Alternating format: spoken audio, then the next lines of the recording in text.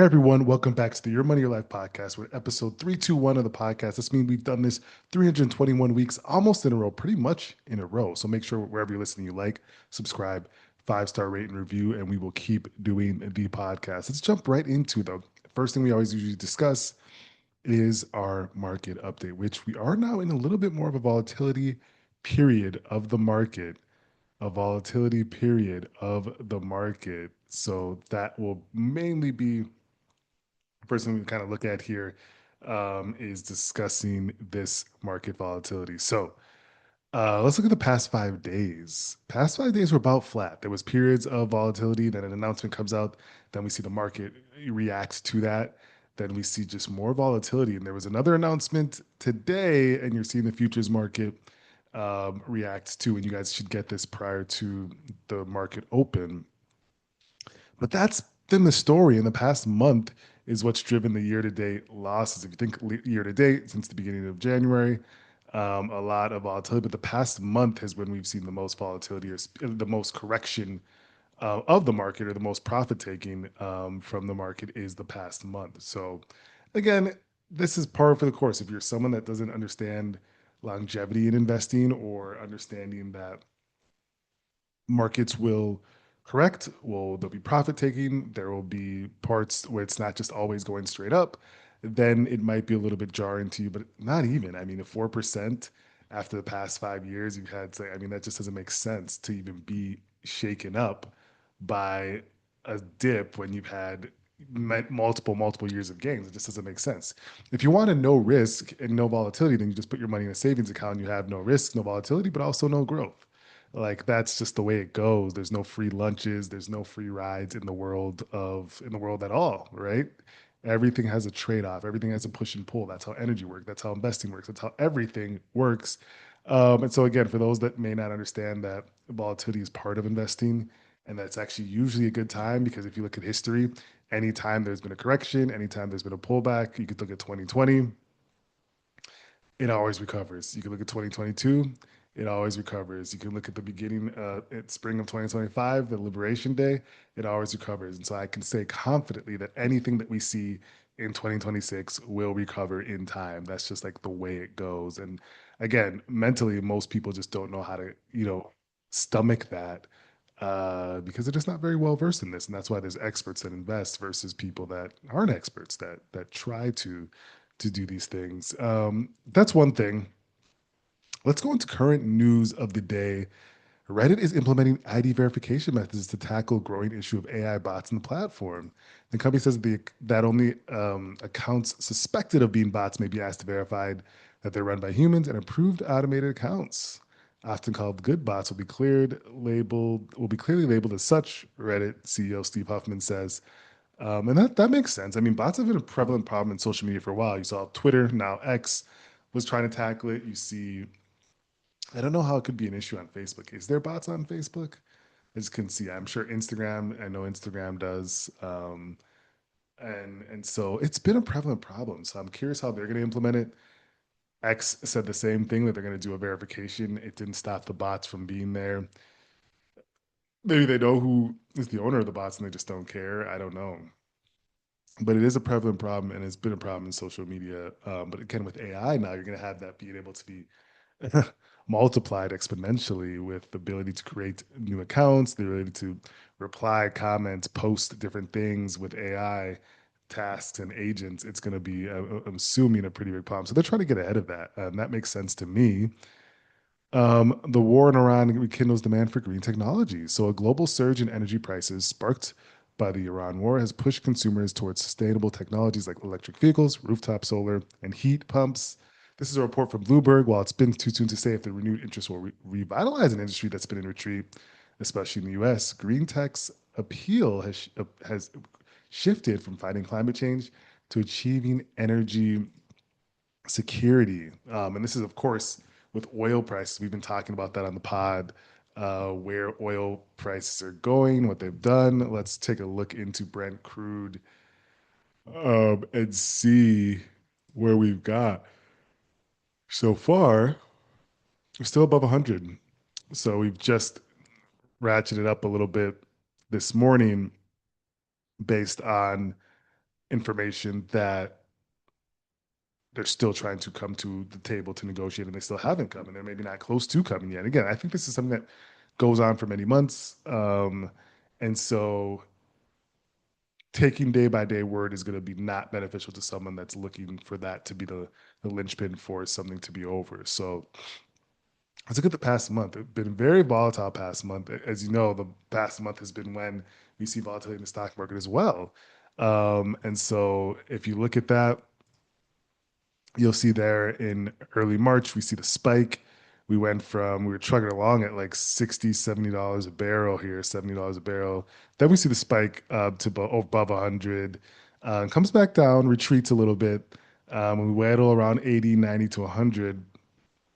And then we definitely got some more spikes. And then now we do see a spike. We're above $105 a barrel now, which again, historically is fairly high. I mean, if you look at 6 months, year to date, if you take a look at 1 year, we were chugging along in the 60s and 70s per barrel for quite a while. And so we haven't seen these elevated levels since 2022, when we had a bear market we had a stock bear market for roughly a year, right? And so um, that just tells me that we are in for, again, several more months of volatility, several more months of potential correction, which is not a thing to worry about for long-term investors. It's actually a rejoicing time for long-term investors. If you're just cash ready and buying at these levels, that's good for you, right? So that's something to note. But yeah, the original article about the rekindling of green, that makes sense to me. I think green is still around. I think people using electric vehicles, still makes sense, heavily makes sense. It's just cost efficient on many different fronts. So that's interesting, and I think that makes a lot of sense to me. So yeah, we'll keep our eye on that. Let's move forward. U.S. inflation may top 4% this year due to Mid East conflict. So this is a report. The Iran war will push inflation up to 4.2% this year. This is from OECD. This was predicted Thursday. That would represent a significant jump from 2025's 2.6% and make the U.S. rate of inflation the highest among the G7 nations. Other countries won't be protected from the surge in energy prices. China, South Korea, and India will also face steep price increases. So they're predicting their inflation outlook that we go back to 4.6% year over year. That's incredible. That wouldn't be good. That's stagflation. That's when you have higher inflation and slow growth. Not a good period. If you look at the 1980s, I think is when we had that last. And that stagflation is just not good for the economy, not good for people. Let's look back if we can get. Let's see if we can get the 1980s chart here. But we stop at 93. But yeah, that's just not pertinent, not great.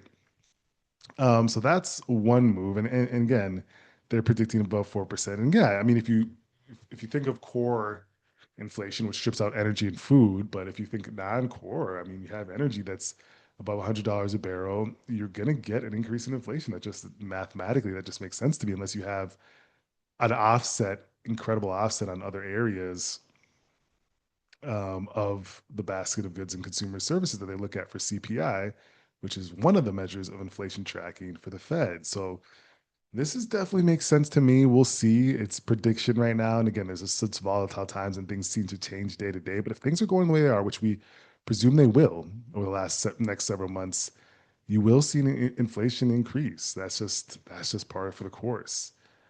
Um, More news economically in our world. TSA exodus produces longest wait times in history. So passing through airport security has never taken longer, and a lack of funding is stressing the entire system. So the acting administrator of the Transport Security Administration warned lawmakers there's nearly 500 security officers that have left during a weeks long department funding shutdown, producing the highest wait times in TSA history. Some waits have exceeded 4.5 hours. That's crazy. And we've probably seen this in the news, or maybe you've experienced it traveling.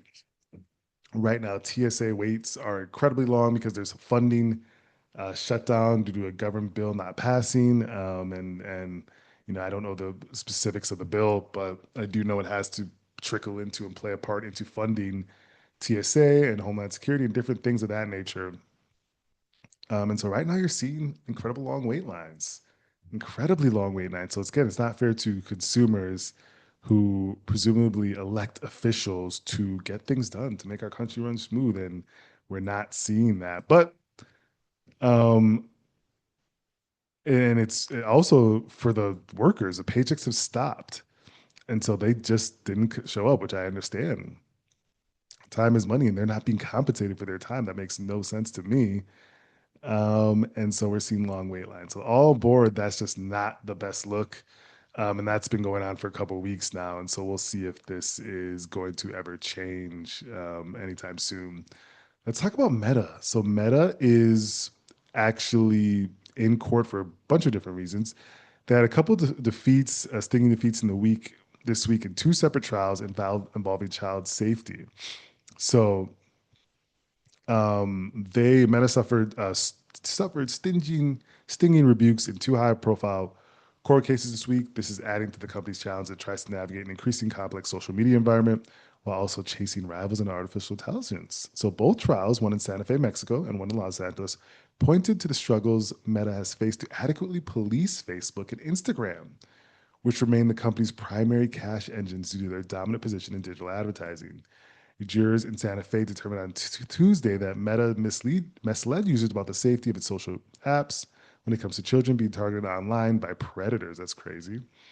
And also, a jury in LA ruled against Meta and Google's YouTube in a personal injury trial, determining that the negligence was a substantial factor in causing mental health related harms to a plaintiff identified as KJM or Kaylee. So Kaylee, I read a little bit more. I think she was saying that she was addicted and she wasn't warned about the addiction to social media, which I get. If you think about now how we're doing it, I think Tim Cook just came and talked about it. Short form content is cooking brains out there, man. If you see yourself just scrolling, it started with TikTok many years ago, now Reels and everything. If you see yourself scrolling endlessly for hours, I'm guilty of it. Not really on the Reels, but on Twitter, just reading. And there are videos of this, clips, obviously. So we have to break away and get better at shutting down our phones and not cooking our brain so much short form content, which isn't great for the mind. Um, so, I mean, I think this makes sense that they're going to be scapegoats. This will blow over. They're not going to be stopped anytime soon from doing anything besides maybe paying some punitive damages.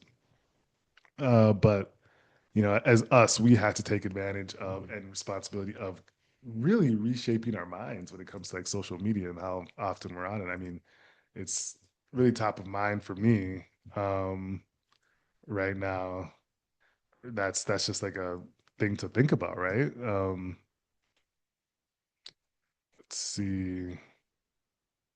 We have questions of the day. Let's see if we have anything good for you, ladies and gentlemen.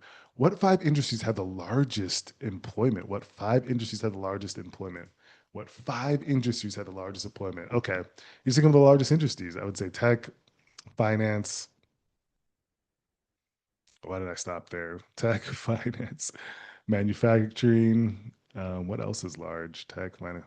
Does the government count? Government is going to be number one if it does count. I said manufacturing because I can't think of anything else, but let's see what we got. Elementary and secondary school teachers, that's government to me. They work for state and local government. Okay, so they're thinking like that type of, so full service restaurant, so hospitality. Okay, I should have had that. General medical and surgical hospitals. Okay. General merchandise retailers and grocery and specialty food retailers. So this was more of like more specific versus the general industry. But nonetheless, we got the answers to the questions. We got the answers to the questions of the week. We didn't get them that accurate, but we got them anyways. Ladies and gentlemen, make sure wherever you listen, you like, subscribe, 5-star rating, review, pass this to your family and friends. We will talk to you next week.